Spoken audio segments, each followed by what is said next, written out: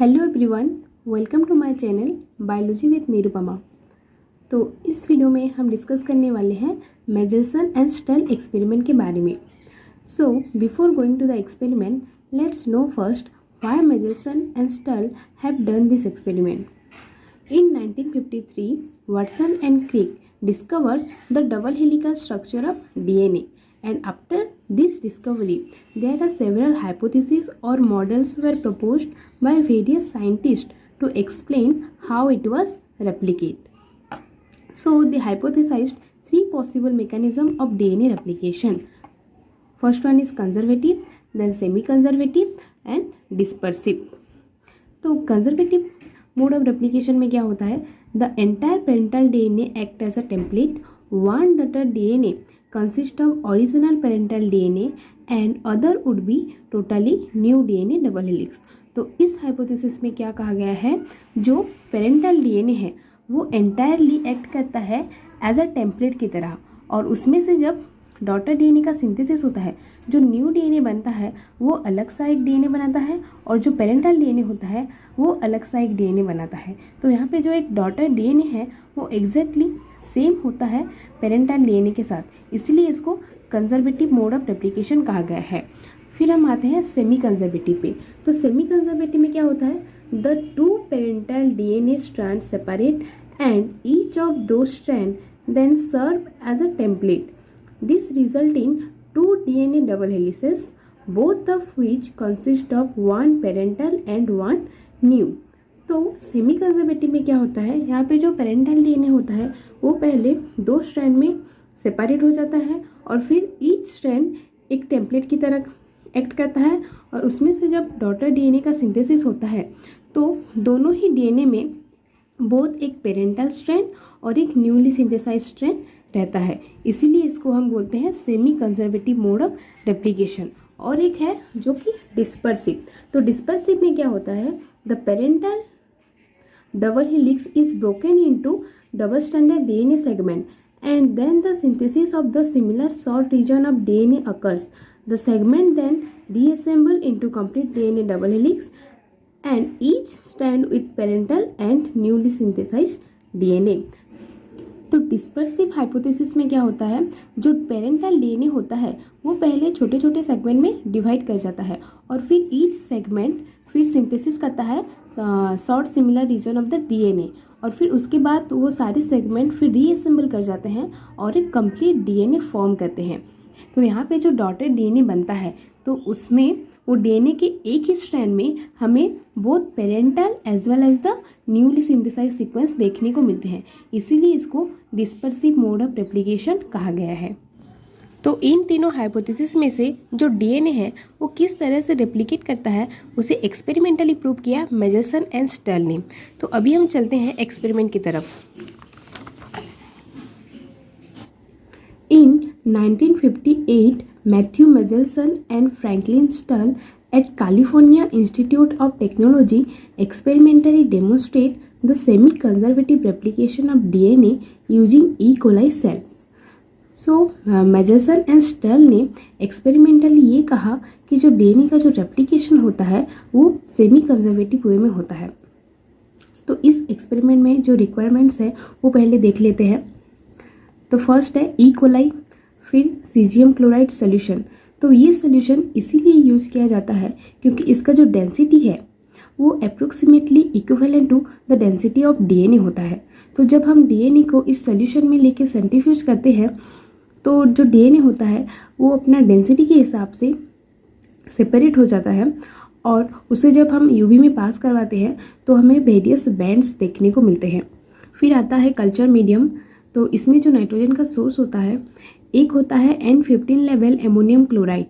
सो N15 जो कि है हैवी आइसोटोप ऑफ नाइट्रोजन, और दूसरा होता है N14 लेवल एमोनियम क्लोराइड जो कि लाइट आइसोटोप ऑफ नाइट्रोजन है, और नॉर्मली सेल में यही आइसोटोप पाया जाता है, N14 पाया जाता है.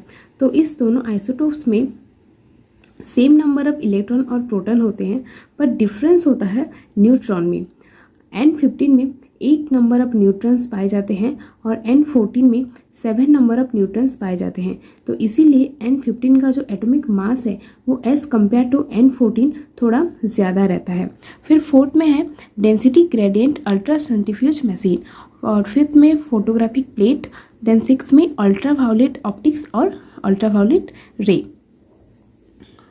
तो सबसे पहले मेजरसन एंड स्टर्ल ने एनवायरनमेंट में से normal E coli cell collect किया। तो इसके डीएनए में जो नाइट्रोजन है तो उसमें भी नॉर्मल आइसोटोप ऑफ नाइट्रोजन ही होगा जो कि है N14।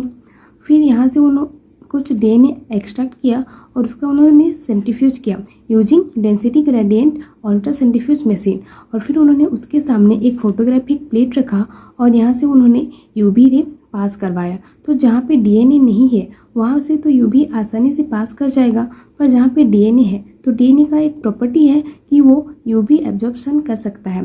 तो जहाँ पे डीएनए है तो फोटोग्राफिक प्लेट की उस जगह पे हमें एक मार्क देखने को मिलेगा। तो यहाँ से हम ये कह सकते हैं कि जो N14 डीएनए है वो सेंट्रीफ्यूज ट्यूब में किस जगह पे एक बैंड शो कर रहा है।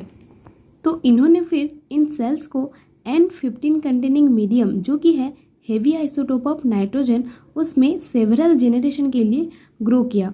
तो यहाँ पे जब सेल डिवीजन होगा तो उससे पहले डीएनए का रेप्लिकेशन भी होगा, और नए डीएनए बनाने के लिए बैक्टीरिया को पहले न्यूक्लियोटाइड का सिंथेसिस करना पड़ेगा, और न्यूक्लियोटाइड सिंथेसिस में नाइट्रोजनस बेस भी रहता है। तो नाइट्रोजनस बेस के लिए जो नाइट्रोजन चाहिए बैक्टीरिया उसे अपने सराउंडिंग एनवायरनमेंट में जो नाइट्रोजन अवेलेबल है वहाँ से ही अपटेक करेगा। तो यहाँ पे उन्होंने दिया था N15। तो आफ्टर मेनी जनरेशन क्या होगा, जो इनिशियली जो डीएनए था N14 वो N15 में कन्वर्ट हो जाएगा। तो ये एक चीज़ याद रखना कि ई कोलाई सेल्स को 1 जनरेशन कंप्लीट करने के लिए 20 मिनट्स लगता है।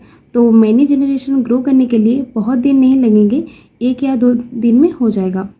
आफ्टर सेवरल जनरेशन जब डीएनए N15 में कन्वर्ट हो गया तो इसे इन्होंने नाम दिया G0। फिर यहाँ से कुछ सेल्स को लेके उन्होंने N14 वाले मीडियम में 1 जनरेशन के लिए ग्रो किया और इसे उन्होंने कहा G1।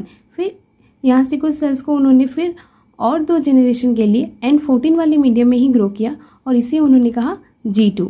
फिर इन 3 जनरेशन का उन्होंने सेंट्रीफ्यूज किया using caesium chloride density gradient centrifuge machine.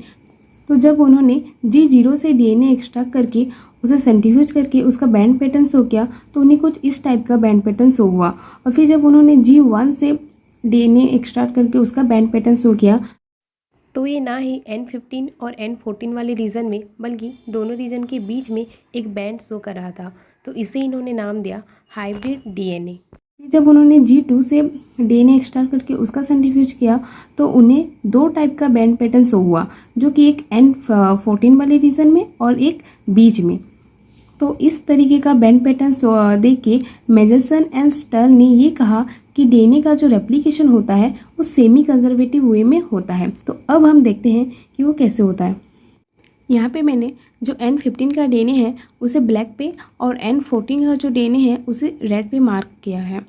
तो G0 का जो डीएनए होगा उसमें तो दोनों स्ट्रैंड में N15 ही प्रेजेंट होगा, और उसे जब हम एक जनरेशन के लिए N14 वाले जो NH4Cl मीडियम है उसमें जब हम ग्रो करेंगे तो ये स्ट्रैंड जब अगर ये सेमी कंजर्वेटिव है तो ये दोनों स्ट्रैंड सेपरेट होंगे, और यहाँ पे जब नया स्ट्रैंड का सिंथेसिस होगा वो N14 वाला ही होगा। तो यहाँ पे जो डीएनए है वो हाइब्रिड डीएनए हमें देखने को मिलेगा, मतलब एक स्ट्रैंड जो है वो पेरेंटल और दूसरा वाला स्ट्रैंड जो है वो न्यूली सिंथेसाइज्ड, मतलब एक N15 वाला और एक N14 वाला। फिर जब इन्होंने इसको और 2 जनरेशन के लिए ग्रो किया तो इन्होंने जब ये एक स्ट्रैंड जब सेपरेट होगा, मतलब एक रेड वाला और एक ब्लैक वाला, और इसे भी इन्होंने N14 मीडियम में ही ग्रो किया है, तो जो नए स्ट्रैंड का सिंथेसिस होगा वो भी N14 वाला ही होगा। तो यहाँ पे हमें 2 टाइप का बैंड पैटर्न डीएनए देखने को मिल रहा है, जो कि है एक purely complete N14 containing DNA और एक हाइब्रिड डीएनए। और G2 में भी हमें 2 टाइप का बैंड पैटर्न ही शो हुआ था, एक 14N रीजन में और एक हाइब्रिड रीजन में। तो यहाँ से इन्होंने कहा कि डीएनए का जो रेप्लिकेशन है वो सेमी कंजर्वेटिव वे में है। तो सेमी कंजर्वेटिव तो प्रूफ हो गया, तो अभी हम डिस्पर्सिव और कंजर्वेटिव वो क्यों नहीं है वो देख लेते हैं। अगर ये कंजर्वेटिव होता तो यहाँ पे जो डॉटर डीएनए बना है तो वो एग्जैक्टली एक कॉपी पेरेंटल जैसा होता। तो यहाँ पे जो हमें बैंड शो हुआ है तो हमें इस रीजन पे भी एक बैंड देखने को मिलता, और जो है N14 उस रीजन में भी एक बैंड देखने को मिलता, पर हमें यहाँ पे बीच में एक बैंड देखने को मिल रहा है, तो इसलिए ये कंजर्वेटिव तो नहीं है। अगर ये डिस्पर्सिव होता तो ऑब्वियसली एक ही स्ट्रैंड में हमें बोथ पेरेंटल और न्यूली सिंथेसाइज स्ट्रैंड देखने को मिलते। तो सिर्फ G1 को देख के हमें नहीं कह सकते हैं कि ये डिस्पर्सिव नहीं है बोल के, क्योंकि यहाँ पर जो बैंड आना चाहिए था वो ऑब्वियसली N15 और N14 के बीच में ही आएगा। तो यहाँ पे तो बीच में आया है, तो हम ये नहीं कह सकते कि ये डिस्पर्सिव नहीं है बोल के। तो हमें G2 तक जाना पड़ेगा डिस्पर्सिव को प्रूव करने के लिए। तो जब हम G2 में देखते हैं तो G2 में क्या है, N14 वाले रीजन में भी एक बैंड आया है, पर डिस्पर्सिव में क्या, हर जनरेशन में आपको हाइब्रिड डीएनए ही मिलेगा। तो ये जो है N14 वाला, ये तो चांस ही नहीं है आने का। तो यहाँ से हम ये कह सकते हैं कि डिस्पर्सिव मैकेनिज्म भी रिजेक्ट है। तो मेजरसन एंड स्टर्ल ने एक्सपेरिमेंटली यही प्रूव किया कि जो डीएनए का रेप्लिकेशन है वो सेमी कंजर्वेटिव वे में होता है। अगर वीडियो आपको पसंद आया तो वीडियो पे लाइक और चैनल सब्सक्राइब करना मत भूलिए। मैं आगे भी इससे और मॉलिक्यूलर बायोलॉजी से रिलेटेड वीडियो अपलोड करूँगी, और अगर आपको कोई डाउट है या फिर कोई स्पेसिफिक टॉपिक में वीडियो चाहिए तो आप मुझे कमेंट सेक्शन में कमेंट करके बोल सकते हो। Thank you so much for watching this video.